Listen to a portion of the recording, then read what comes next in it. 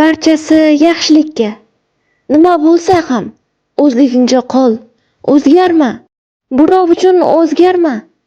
Sen yon atrofingdagilarga nimanidir isbotlash, tushuntirish uchun dunyoga kelmaganingni bil. Sen Alloh uchun yaratilding va o'zigagina qaytasan. Hayotingdagi har bir vaziyat seni foydang uchun.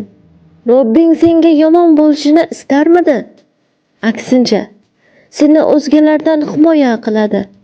O'ziga qaytishingni, barchaga ishonib bo'lmasligini tushuntiradi. Barini seni foydang uchun qiladi. Go'zal, shunday emasmi? Ba'zilar tuyg'ularing bilan o'ynashadi.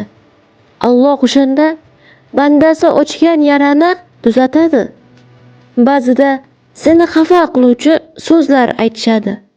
Robbing esa o'z oyatlari ila seni mag'zun bo'lmaslikka chaqiradi. Ba'zida qayergadir bosh qo'yib yig'lashni istaysan. Robbing esa o'z huzuriga seni kunda 5 marta chaqiradi.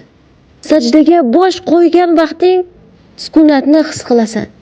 Barchasi sening foydang uchun. Barchasi uning rejasi ostida. Unutma, Robbing sen uchun doim yaxshisini ravo ko'radi.